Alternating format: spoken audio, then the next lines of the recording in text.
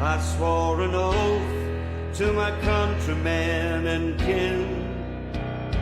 Side by side we sang our anthem oh so proudly. And this is where a soldier's tale begins. We left for foreign shores in the name of freedom, comrades in arms for the liberty of man. Shoulder to shoulder, but still could not redeem them in God's name, but no one could understand.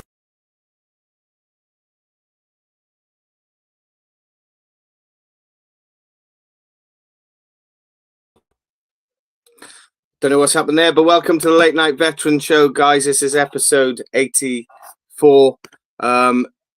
The guests were on stage, but they've gone off in the background for some reason. I'm just bringing them back on. Just bear with me. This hasn't happened before. Tim, take it away. Sorry. So welcome to the Late Night Veterans Show in worldwide. Tonight we're speaking mostly from Canada, and my name's Tim Riley. I was on episode 79, and I was discussing mefloquine. And tonight I brought on some very important people up for me that have been very helpful in my journey of recovery. Marge Matchy sitting beside me, and Dave Bona in the other room. Dave and I served in Somalia together, and he was also on mefloquine on an operation in Rwanda. So it's going to be a very informative podcast about mefloquine tonight. And take it away, Reg.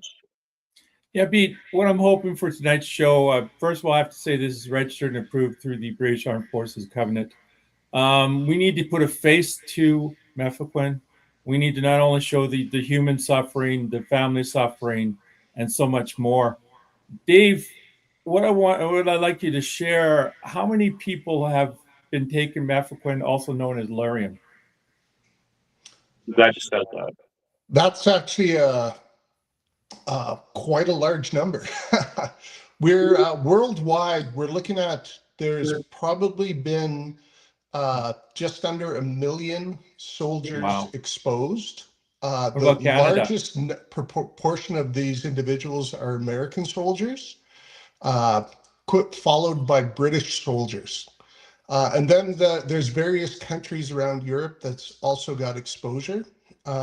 And in Canada, our government is acknowledging that only 18,000 Canadian soldiers were exposed. But the issue with that is that's only for Afghanistan.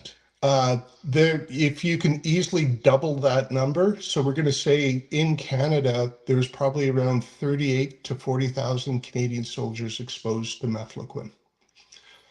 And if you take that United States trial, 38%, times that by that, and that's how many percent of people are actually being affected. They're going to hit our healthcare system. These are numbers that should be known to the public, because in the not too distant future, we could be looking at additional cost for healthcare that Canada, we could be close to our healthcare collapsing. Yeah, well, the issue with this is, like, this is a very hard injury to diagnose, because the part of the injury is it damages your vestibular system. So here's the issue with when you damage your vestibular system, you develop a generalized anxiety that's comes from the vestibular part of the injury. So you're deployed overseas in a war zone, you're getting shot at, blown up, pulling people out of minefields and stuff, and you're developing these mefloquine symptoms while you're deployed. That's where the big misdiagnosis with PTSD is coming from. So what we're finding is something as simple as vestibular therapy will actually have a positive effect on reducing your PTSD symptoms with a lot of veterans.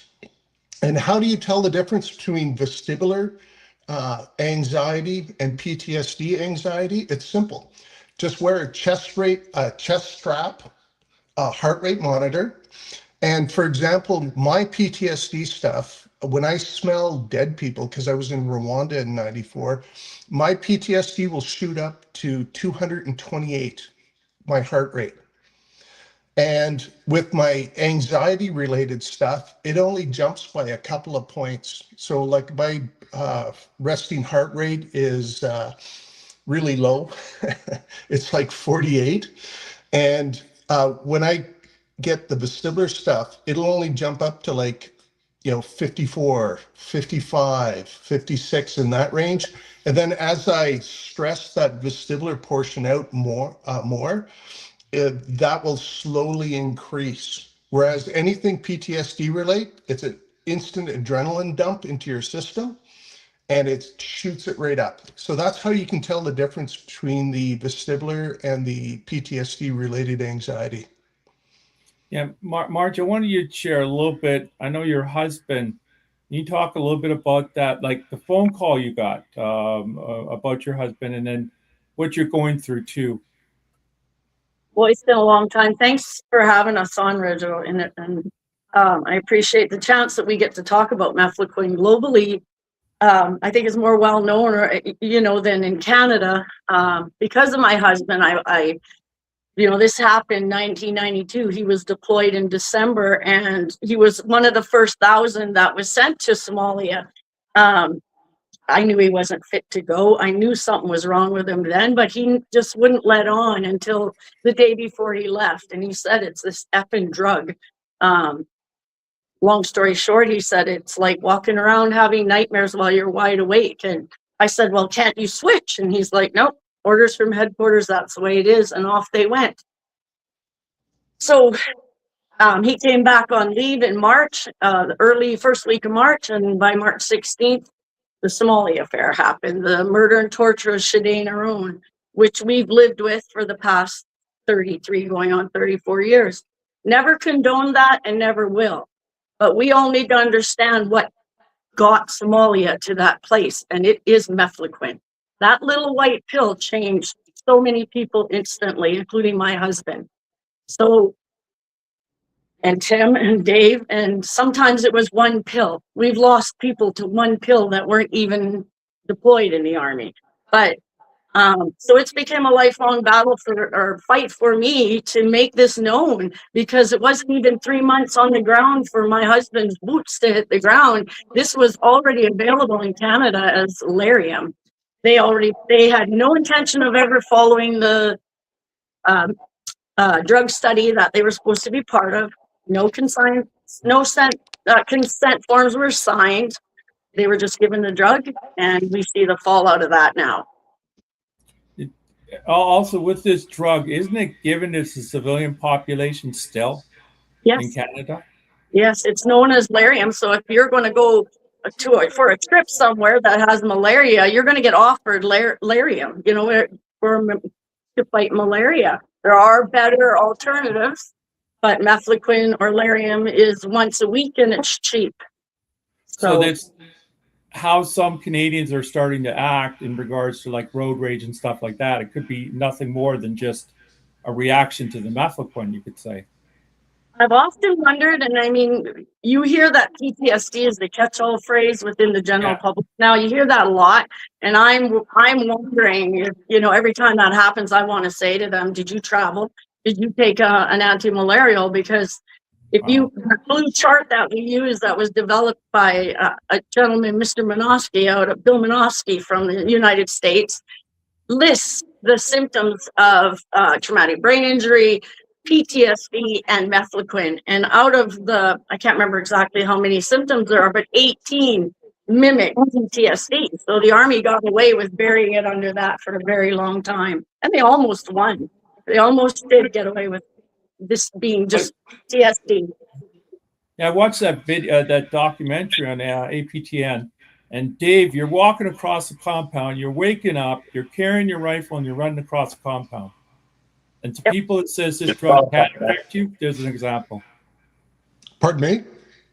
If the people that say that doesn't affect you, there's an example it does. What happened to you, what you're describing as you're running through the compound, waking up with carrying a rifle? Oh yeah. Oh, I remember that night. That was one of many nights. That usually happened on for me on pill day. Like I was, as the longer I was on the drug, the more profound the symptoms I was having. And I'd actually woken up literally barefoot, just with a pair of shorts and my rifle in my hands, walking across that damn compound. And all I remember is the only thought in my mind, I don't know who I was going to shoot, but I was walking across the compound to shoot someone. Wow. Because I know the next day when I went to clean my rifle, you know, I cleared the weapon and I got up in the middle of the night, I jacked a round up the spout, and because a round came skittering out of my rifle, but I dropped the mag and cleared the action. So, yeah. When I was in Rwanda, because I came out of Somalia and pretty much turned around, went right back into Africa in Rwanda in '94. I had a similar incident, but it was actually while I was still awake, and I almost shot my section commander because he gave me shit for something, and I just snapped. And I literally had the rifle in my shoulder, thumb clicked off the safety, because where we were deployed at that time doing security was a high threat area. I clicked off the safety, and all I was thinking about was double tapping him in the center of his chest. And he was like 10 feet away from me, just beaking at me. And I was just vibrating. Reginald, we don't know why that happens, but over the years, the stories after stories from veterans, they'll gut you. I mean, one gentleman comes to mind as Dave's talking, when he starts to rage and then have these femoral seizures, we know happens, he blacks out. He always thinks to himself, I've got to kill my family. He thinks that because there's a reason for it. It's the right reason. It makes sense at the time, and then he's gone. And when he wakes up, that's his first thought.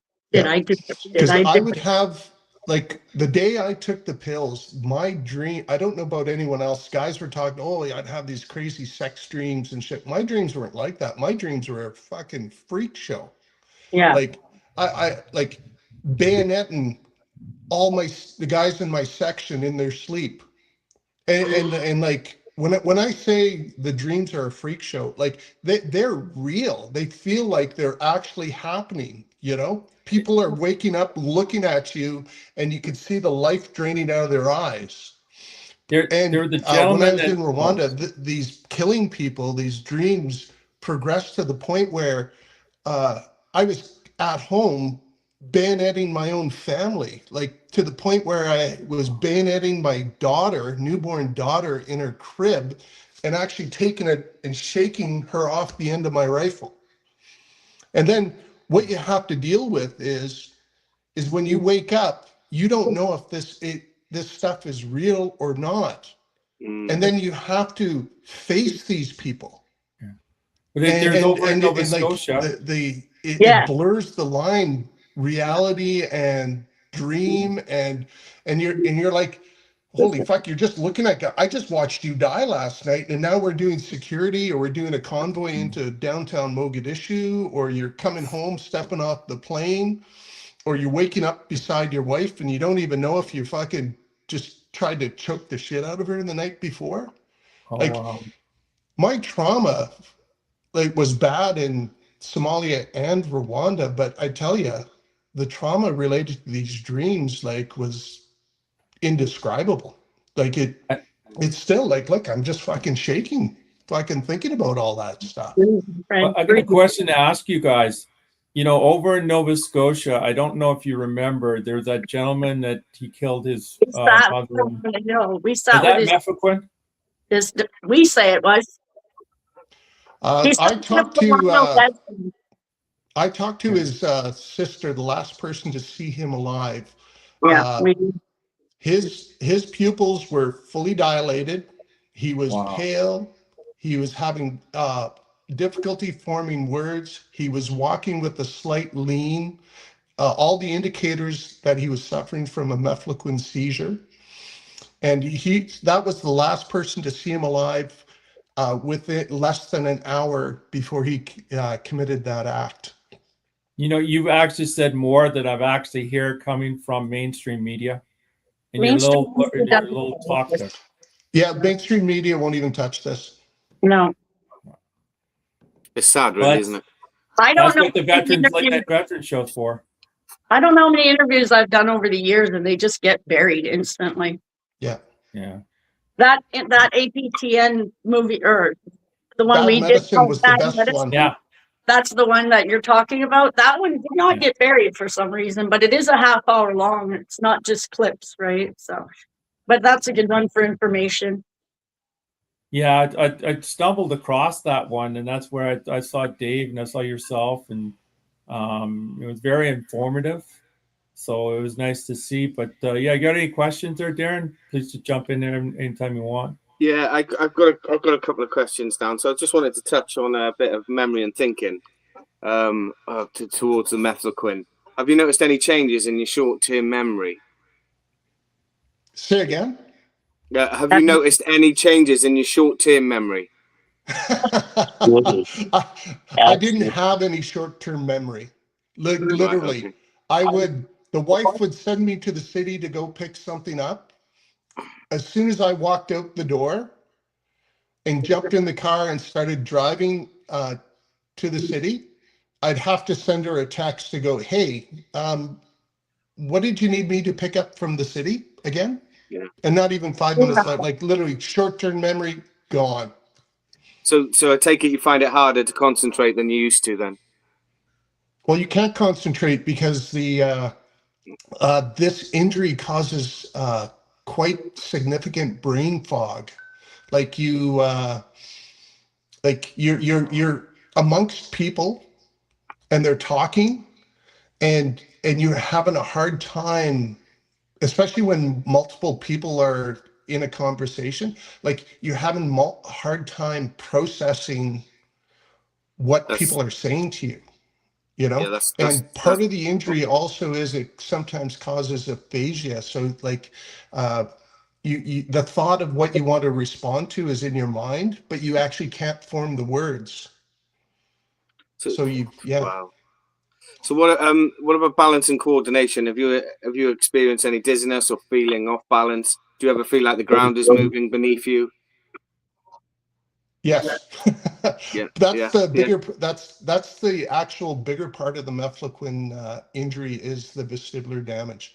Yeah. I cannot pass a Romberg test, and which Google Romberg test if you're wondering if you're poisoned and try it. You can't, like when I was in Somalia, that's where my balance stuff started at about 5 to 6 weeks in. What would happen? I was driving Grizzlies, which is a 1410 armored vehicle, and when you go to hop out of the hatch, like I would tumble off the front of the vehicle because I just couldn't get my balance. Like I've fallen off that vehicle probably at least once a day for the 3/4 of that deployment. And just because you jump out of the hats or you step across something and you lose your balance. And when I was a wildland firefighter in northern Saskatchewan, I spent a lot of time in the in the water. It was embarrassing that first summer working with those native crews. Nothing like standing there with a 56 pound fire pump above your head, as you're up to your neck in muskeg.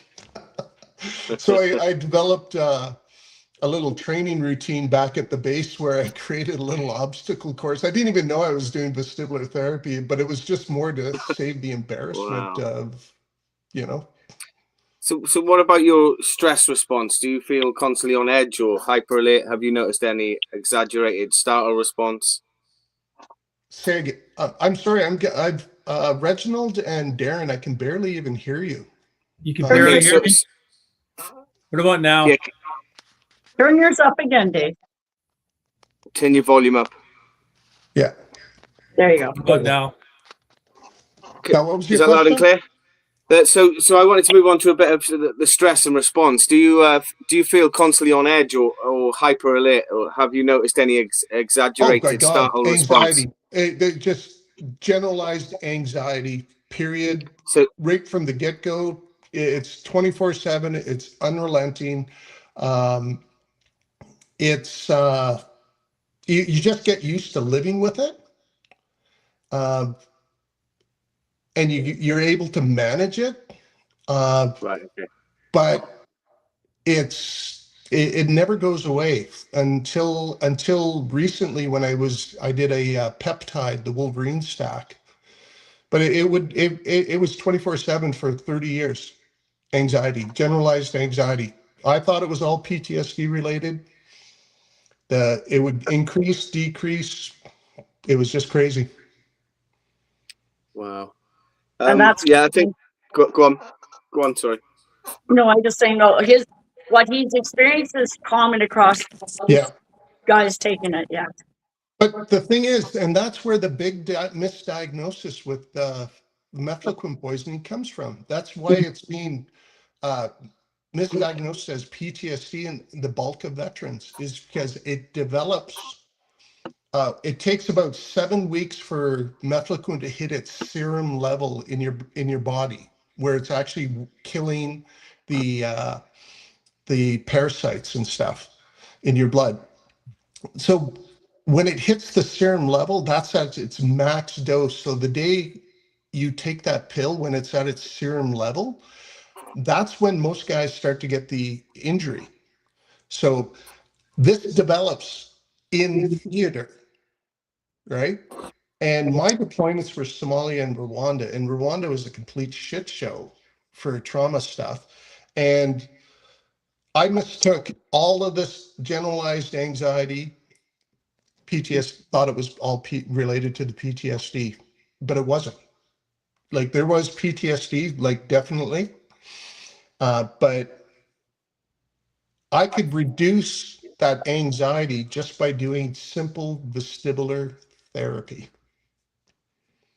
without doing any pills, without fucking any weird treatments. Just by going to see a vestibular therapist, I could get that general anxiety to reduce.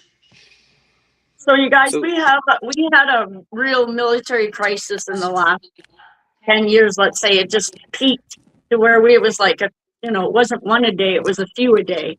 And I mean, I liken to think that once they got the information that PTSD and mefloquine pharmaceuticals for PTSD do not mix with mefloquine symptoms, and they amp up the symptoms to where you don't have control over them.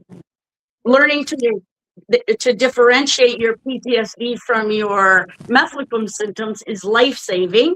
Getting off the pharmaceuticals is also life-saving, but that has to be done clinically.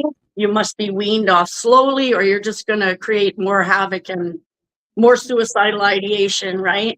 But that's one of the messages that I think has turned the tides for us, was people being able to get off those pharmaceuticals and being able to actually be in the moment and start to learn how to deal with your gut issues through diet. And I mean, these were life-changing things. They're not huge, but they're life-changing. yeah, Reg, do you have any more questions? I was just going to talk about reflection. Looking back, do you think your concerns were taken seriously? If you don't mind me asking a couple more questions. Sure, go ahead. So looking back, do you think your concerns were taken seriously? Dave? No. Could you say that again?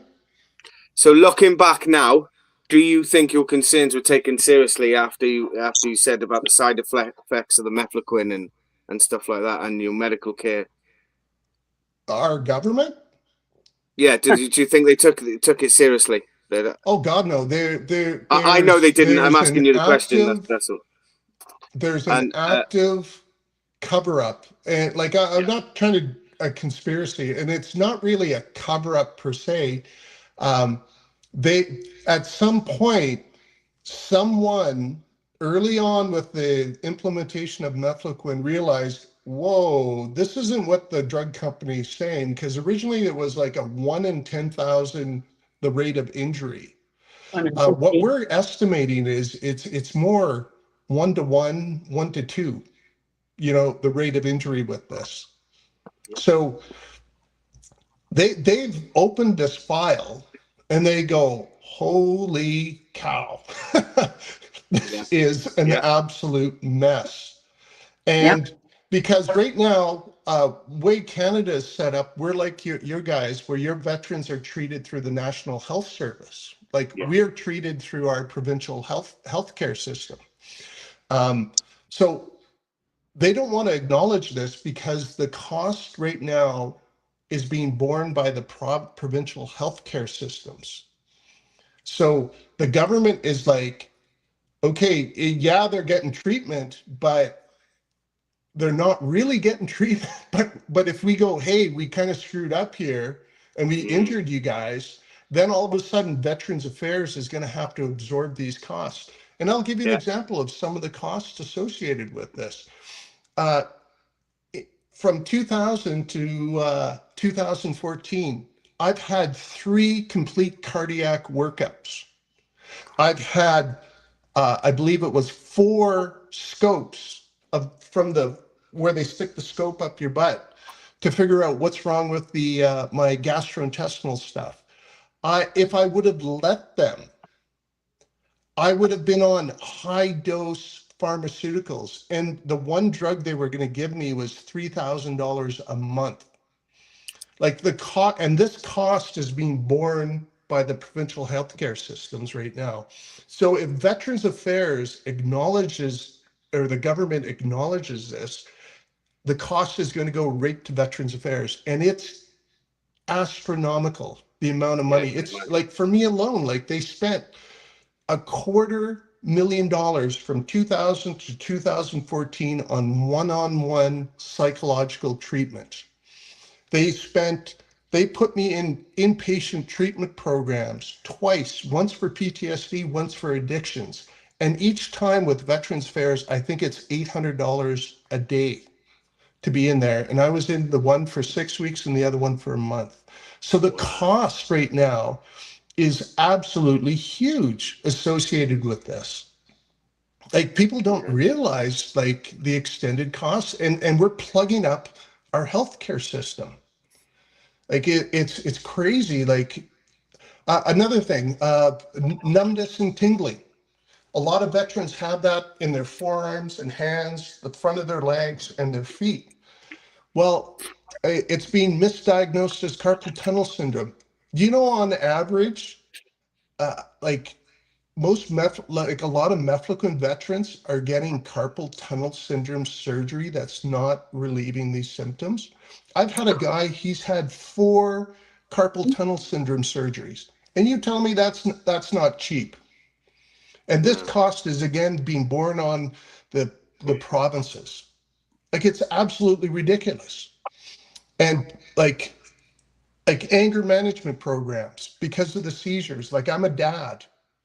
I love being a dad. I hate hurting my family. So I went out of my way to do anger management because that's what I thought the rages were, but they're an actual seizure. Yeah. So I did court-ordered anger management. I did through Catholic Family Services. I got it done through my treaty card because I'm Native. I got it done through social services. Like I went out of my way to get a handle on this. Like millions of dollars has been spent on my health care. And it was all unnecessary because it's a brainstem injury. And once people realize it's a brainstem injury and start doing the treatment for brainstem injuries, your symptoms go away. I slept for last night for 6 hours. No drugs, no alcohol, no medical marijuana. I didn't have to go work for 2 days to get my body and brain exhausted. I slept for 6 hours last night, unassisted, because I've been treating the brainstem injury. You know how to manage and cope with it, yeah. Yeah. I've just got a question for you guys then to answer. Is there anything about your experience that people don't usually ask but should ask you? Ooh, that's a good one. I think many people, especially Afghanistan veterans, don't believe mefloquine applies to them because they only know about the Somalia stuff when it was unlicensed for us. And then while we were in Somalia, Health Canada licensed it. So I think everybody thinks their stuff was all above board and no problems, but there was no study done for them either. So I think a lot of people are not aware of that they're poisoned. A high percentage of them were poisoned. Yeah. And We still, another thing people don't realize is it only takes one pill.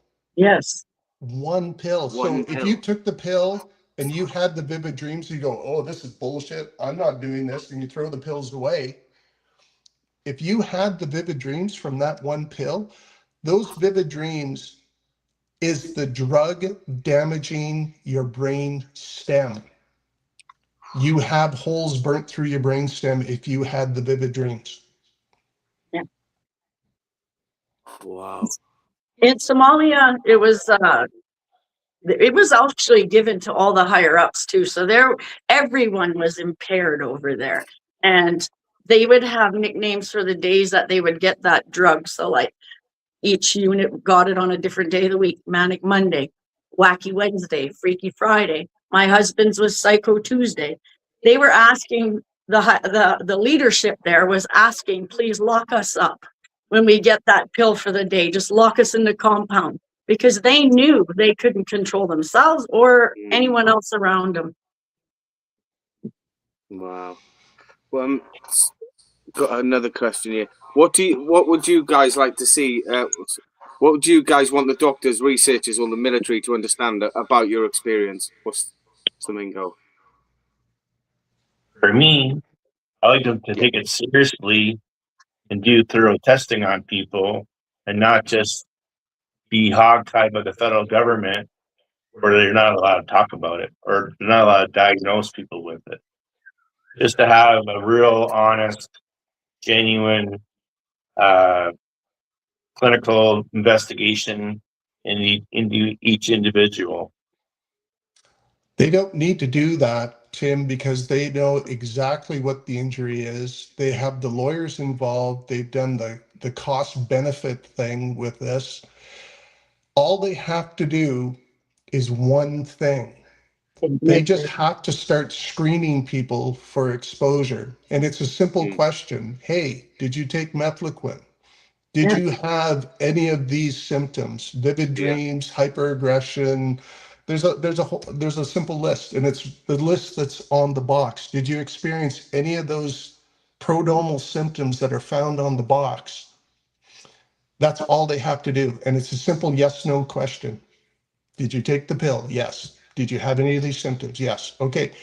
Then you're gonna have to go see a different doctor. You're gonna have to go see a brainstem injury doctor instead of waste your time with a psychologist. Like it's absolutely ridiculous how much money the Veterans Affairs is wasting on this. It's ridiculous. We've got guys that are doing back-to-back treatment programs, inpatient treatment programs, because they're misdiagnosed with severe PTSD when it's actually the mefloquine poisoning. And then eventually gets to the point where these guys just give up, jump in their car and either drive into an oncoming semi or a bridge abutment. Wow. So I got one last question then. What advice would you give to someone who starts experiencing symptoms whilst taking mefloquine? Tim? I'll let you go with that one, Dave. Simple. Well, Understand what the injury is. That's all you have to do, because Google brain stem injury and follow the recommended treatments that you find when you Google brain stem injuries. What you'll find is pharmaceuticals aren't found in there. And it's really simple. Healthy, clean diet, because what happens with the the injury is you get a lot of neural inflammation, and you can tell it's neural inflammation because most mefloquine guys have tinnitus where the volume goes up and down all the time, and that's related to the neural inflammation. So clean, healthy diet, healthy lifestyle, stay away from booze, because what the booze does is impairs your, it does knock you out.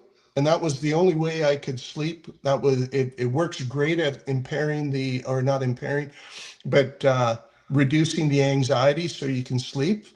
But what the knock-on effect to that is it impairs your body's ability to manage the inflammation. So your actual mefloquine symptoms will compound.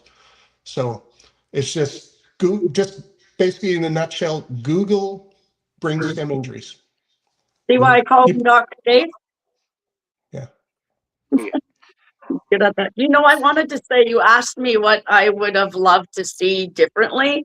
I would have loved for people to stop focusing on making me wear a tinfoil hat for 33 years and just listen to what I had to say. Because if it would have stopped in Somalia, we wouldn't be looking at decades of fallout since then as well. Yeah. Instead of trying to hide everything under Clayton and others, they chose this route. Clayton Matchy became a smokescreen that the government hid behind, and they've been hiding behind Clayton all the way up until 2017 when we ambushed the government, and we got a doctor that specializes in this injury to testify on record stating that Clayton was actively hallucinating and having an adverse reaction to this drug during that incident. But it's not just this incident. No. I'm talking to an author in Australia. He's been able to attribute 1,100 incidents like Clayton's, the Somalia incident. Bo Bergdahl, that guy who walked out of his base in Afghanistan, his unit was on mefloquine when they deployed, but because of all the incidents, they were taken off of it. And then a couple weeks later, he walked out of his compound wearing a pair of sneakers, combat pants, and a t-shirt, carrying a notebook in a forward operating base in Afghanistan. Does that make any sense? Not a bit. Sergeant Bales, he killed 16 Afghan civilians. I talked to his defense team, his lawyers at one of the conferences. He got up. He was actively hallucinating. He was thinking they were signaling that they were about to do an attack. He woke up guys in his section, or pardon me, squad. He goes, "Come, give me help. We're defending the base," as he's loading up mags and grabbing his combat gear and rushing out of the bunker. Everyone's looking like, what the fuck is going on? He left out. He killed those Afghan civilians. Then he came back into the compound, tried to get other guys to help him. "Hey, we're being attacked. Get up, help me." And he reloaded and went back out and killed more civilians. Like, it's absolutely ridiculous that after all these years, the governments are still fighting the soldiers. They're killing soldiers. Yes. For whatever reason, because being misdiagnosed with this, most guys end up heavily medicated with pharmaceuticals.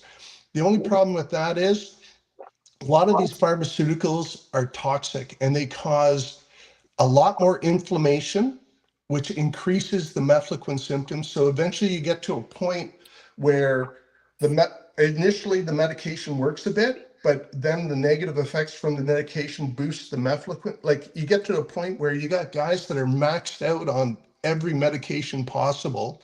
Their guts are rotten, and like, they die. Like, ask me how I found mefloquine vets.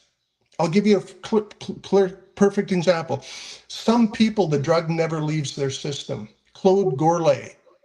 I worked with his brother with fire management. He died in Hudson's Bay, Saskatchewan, in a long-term care facility. The drug never left his system. It dissolved his brain.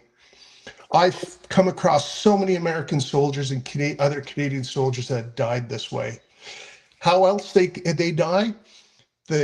Because the drug damages the brainstem and damages the wiring to your digestive system, so your guts are over secreting. So the acid is flooding your digestive system. Eventually, it eats destroys the mucous membrane and starts eating the cilia that lines your digestive system. And when that's gone, it starts eating the wall. So I found guys that they go septic and die. And because your body's not able to digest food, like your body can't even fight the infection. You die of sepsis.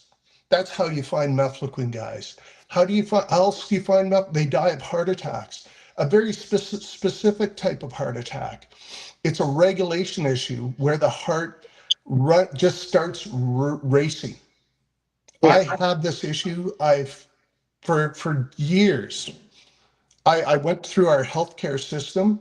Like I said, 3 complete cardiac workups to try and figure out what this is. No one could tell me why randomly my heart would run up to 180 and sit there for like an hour at a time. We have Canadian paratroopers, fit soldiers who've died from heart attacks. Like it's ridiculous. Like, okay, sorry, I went off. We don't know how it crosses the blood-brain barrier, and we still don't understand that. We don't know why one pill would take someone out where others could get away with weeks of it. But no, again, actually, we do know that there's a genetic component to this. Well, that's just true. I just wouldn't have Clayton is native. I am native. Anyone who is native, like you guys that over in Europe, you guys will have a lower rate of injury just because for generations you guys have been exposed to alcohol and your bodies are better able to remove it from your system. Whereas with people like natives and stuff from in North America, we don't have that built in. My grandmother's C. Dene and my grandfather's Woodland Cree. Like I'm doomed. Clayton was doomed. Every person involved in the Somalia incident that was charged is native or of native ancestry. We all got hammered by the drug. So there is a genetic component to this. So it will build up in our system and it just doesn't leave. Like it's ridiculous. Like, okay, sorry. I want to touch on another genetic part that I just kind of recently found out about, and Marge can probably explain it more, is male soldiers are passing it on to their children. And I found 2 people that they both had daughters in their 30s. They're both from the Gulf War. Both took mefloquine, and the daughters are both on the spectrum. And they had genetic testing that it wasn't naturally genetic from either of the parent. So both the families and the professionals dealing with them believe it was something that, in this case, the fathers were exposed to and passing it on through birth. So I'm not sure you guys want to expand more on that. What Tim's describing is mefloquine causes cellular damage. So it damages your DNA while you're on it. So if you impregnate a woman while you're on it, you will cause damage that will be transferred to the DNA that you put into the woman. So that's still in the works and literature-wise. Dr. Remington has got some literature on that as well. Still a little ways to go in actually nailing it, but we're seeing it over and over again, like we saw everything else, prior to the medical. There's a pattern for children that if they don't develop the autistic stuff and that, they'll have, if the woman gets pregnant while she's on mefloquine, they have severe birth defects, severe autism. Like it's absolutely crazy. But if it's the male that has it, it's a lower level of injury, but there is a pattern to this injury that you see, because I've talked to hundreds of veterans and families and stuff, and you see the pattern. While the male is on it, and if a child is conceived, that child will have like a mini mefloquine issues also. And they'll have behavioral issues, they'll have learning disability, like anger management issues up the wazoo. Like I have a daughter that's living on the streets of London, Ontario. And you could put her right beside another veteran that I knew from Saskatoon, Mark, his son. And they're like two peas in the pod with their exact same behavior issues. Like they have these little mini rages, their pupils fully dilate, their skin goes pale. It's absolutely horrific when you start running this down. And if you're wondering why the governments are fighting us over this is part of it. Winnie, I want to allude to that, because what Dave was saying about this is good for wives and other people who are around someone who's on mefloquine. We found that one of the biggest things to mitigate these problems is eating protein. Your brain burns up protein so fast, you could be thinking, I'm going to go to an appointment, and by the time you get to the car, they've lost it already. You need to carry protein. You need good, clean, power protein. When you do that, it actually just gives you a restart. And Dave was the one who made us figure that one out too. But eating clean, because if you don't eat protein, you're going to crash. And when you feel that crash coming on, power eat protein. Yeah. So what Marge is describing with the crash is actually related to the damage to the brainstem.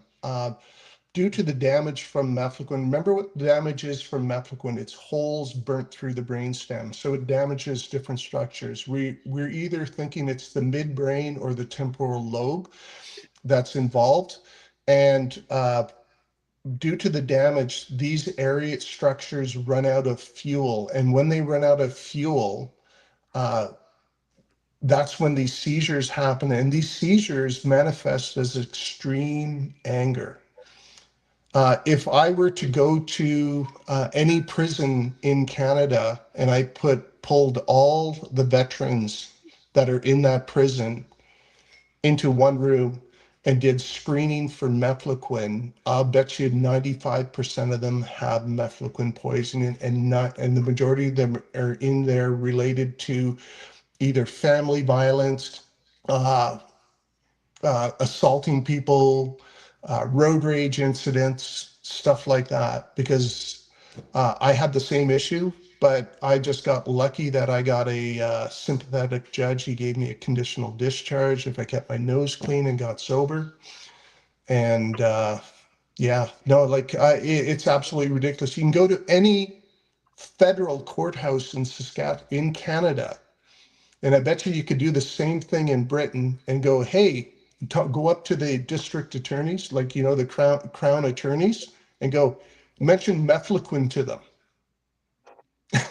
They all know what mefloquine is. Yeah. They've had 20 plus years of dealing with mefloquine veterans. They know exactly what mefloquine is.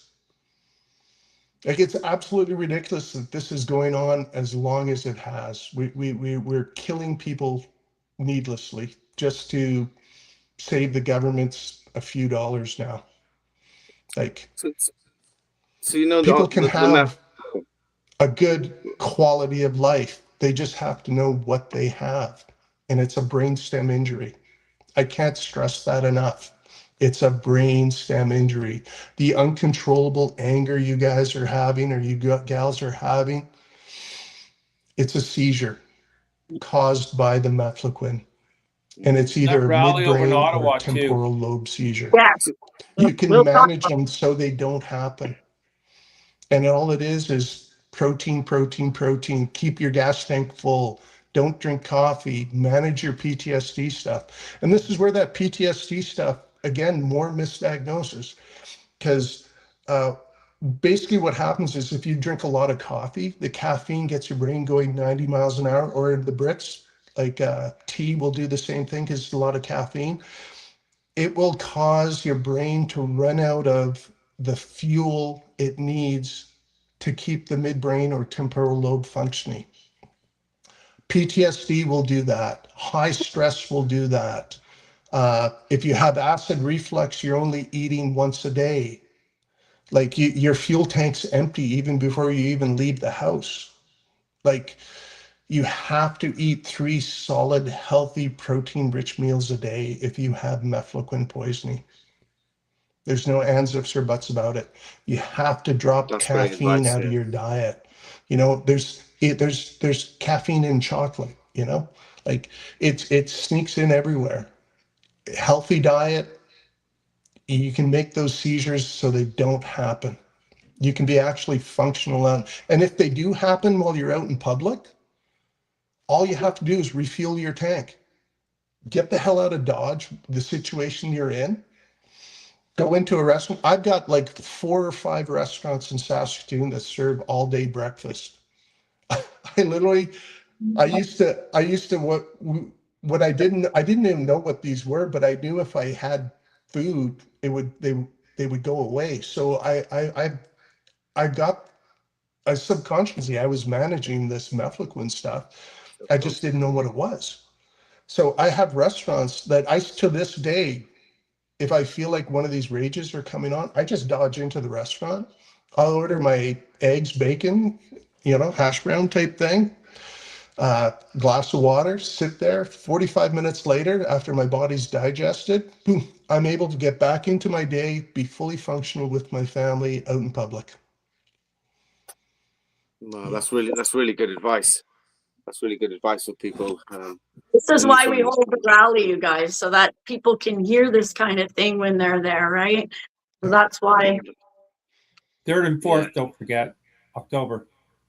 Yeah. Sorry, say that again, Reg. I do want to talk October 3rd about and the 4th. rally. Do you want to talk about the rally while we got 10 minutes left? Yes, I do. It's very important. Go ahead, Mark. Oh, okay. So on October 3rd and 4th, we're going to hold our 10th rally. It is the annual Veterans Mefloquine Rally. We're in Ottawa this year on the Hill.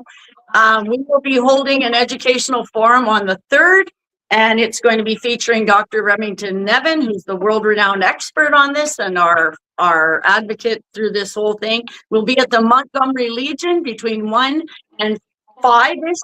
Then we all meet at the Tomb of the Unknown Soldier, October 4th. It's on Elgin Street.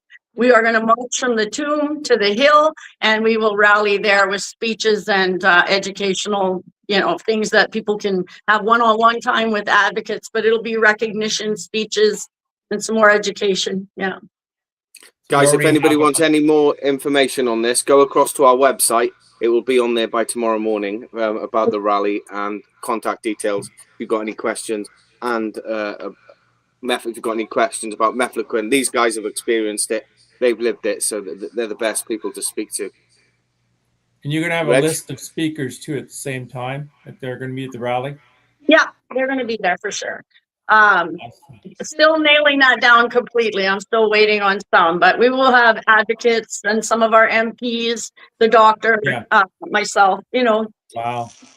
Make sure you get some great videos and send them over, and we can put them up on the next show. I'm thinking of resurrecting my podcast here. I'll put Tim and everybody else on it. We got your 6 with Marge Matchy, and I'll put it on there for you. Brilliant. We'll get some good footage. Do you want me to lead it out with a poem there, Darren? I was just going to say that, but do you guys have any questions or want to let any our listeners know? Any last words before Reg closes us out with a poem?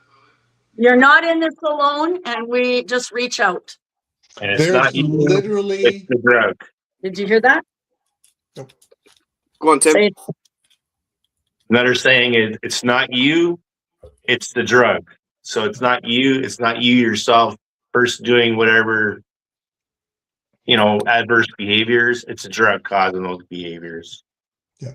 And there's literally thousands and thousands of individuals injured just like you. You're not alone. You are not alone. Reach out to the guys you were deployed with and ask them if they had the vivid dreams, and just ask them, hey, how's your guts? You'd be really surprised how many of the guys you deployed with are now injured. So you're not alone. And if you don't think one voice can make a difference, mine did. We're sitting here today when people tried to silence me. Awareness, that saves lives. Just spread the word best you can and you will save lives.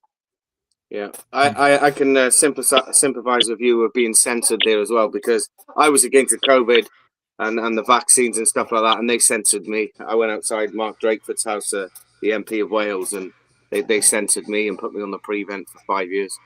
I had to do as I was told, and then after 5 years they deemed me a threat, and after 5 years they didn't deem me as a threat or anything like that. They just censored me because they didn't want the information being out there. Wow. So I can sympathize you with that. Well, this poem right now, I had a little bit of a meltdown. PTSD went off on Thursday night, and sent a message to Darren and talked to Tim. And I felt inspired to write it because it's not only what Tim's been saying, it's what Dave, Marge, what you've been saying, what everyone's been saying. And the old guest I had was like layer after layer opened up. But anyway, it's called Human Hurricane. If you guys wish to use it afterwards, please go ahead. Growing from the tiniest of seed into a beautiful rose, we allowed our petals of freedom and liberty to blossom like brilliantly shining lights of hope before us. We feel the scent of justice enveloping us as we witness the secrets of the past no longer being pushed under the rug, away from view. We sense our strengths as in body, mind, and soul gradually undergoing a rebirth as we become prepared to cast forth a light of resilience and perseverance. We feel our energy rising through our brothers and sisters' voices, showing those who have fallen that we are still illuminating their path and that they do matter. We feel like captains of our own ship, together as a family, sharing love and understanding that even the broken still have hope for change. Our voice serves as a modern day megaphone, proudly proclaiming our message for everyone to hear. We will no longer hide in the shadows. Our strength lies in our numbers, moving together like a massive human centipede as we welcome more brothers and sisters to join us. We feel the ground shaking beneath us as we transform into human hurricanes. Our movement will not be silenced. With each fall of our brother and sister, another rises to take their place. The brightness above overwhelms us, reminding us that it is up to each of us to leave the legacy that we've been here. As we struggle for justice and righteousness in the name of what we vow to protect with our very lives, we come to see our role is far from over. As we work towards a world of hope, we embark on this journey together as brothers and sisters, heading forth into the battle of life, which will not end until our younger brothers and sisters take up our place to continue the path forward. And that's the poem. Bravo. Beautifully written, mate. Beautifully written. Fantastic. And I also want to quickly share, as I shared before, March, the Veterans World magazine just came out with a new edition, my new poem in there. But at the same time, if you guys want to put some stuff in there for the next edition, Bob's looking for a couple stories on people who've been poisoned with mefloquine. Let's get this story out. Let's tell the world. No longer they're allowed to push it under the rug, as the poem says. Beautiful. Thanks for that, Reg. Will no longer be quiet. Yeah. And I'll send you guys something on that you can include that shows people how they can tell if they've been poisoned. So you can just add it on wherever. We also have a. Oh, look at that. You got everyone want to share last 2 minutes, everyone? Tim, 2 minutes? If you're somewhere where you weren't sure you're giving mefloquine because the government was really disinforming about a lot of things, inquire about it. Talk to your peers, like Dave said, people that you serve with. and see if they're struggling as well, and try to find out, like chances are from the Gulf War to Afghanistan, mefloquine was the main drug. The Canadian government was giving our soldiers anyhow. Yeah. Go ahead, So- March. Pardon me? The British Go ahead. military has used mefloquine extensively. Like when you guys deployed guys to Kenya, you guys were given mefloquine. When you guys were going into South America for jungle warfare training, you guys were given mefloquine and Lariam. And the way I understood it, there was a screw up with your, there's a computer program that your health services was using to decide what pills were being issued to soldiers. And for a while there was a screw up where you had soldiers going into Bosnia and Croatia and were receiving mefloquine. It took a while for it to get fixed, but you guys have actually got quite a big exposure to mefloquine within the British military. So just be aware of that. See, I wasn't aware of this before until Tim come on the show. It blew my mind. We're reaching out to other veterans now and trying to get them on board and investigate it over here, because I didn't know. I think it's Lariam over here, isn't it? I think you said it was Lariam. You guys call it mefloquine, yeah. Well, Darren, if we can get Marge to send a couple last words, that'd be great. Yeah. Go on, Marge. Yeah, don't forget to join us if you're able to at the Hill, because that's where you will learn lots. You will find a community that's just like you, and it's amazing. Tim can vouch for that. He was one of ours, and now one of our best advocates. So I was lost. I got out in '95. I didn't find the veteran community, mefloquine community, until 2019, and then that's where I started to connect with people, learn about it, and now I'm speaking in public, which I never thought I'd be doing. He was at our 2019 rally. So come out, join us. Awareness saves lives, and knowing your enemies at the battle will help you know it. So just find us.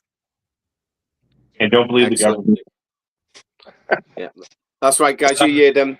The information with the rally will be on the website. Reg, have you got any last words? No, that's it. I love what everyone had to say today. Thank you for having me. Dave, Marge, Tim, it's an absolute pleasure. We hope to see you again.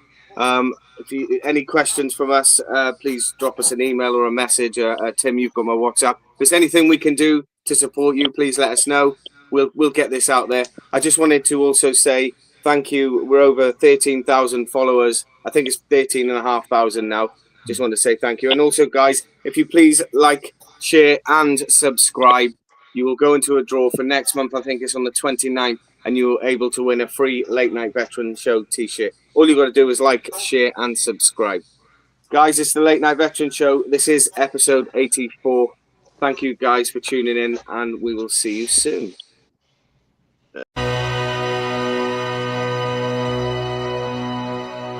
I pledged allegiance to the flag God stood beside me. I swore an oath to my countrymen and kin. Side by side we sang our anthem oh so proudly. And this is where a soldier's tale begins. We left for foreign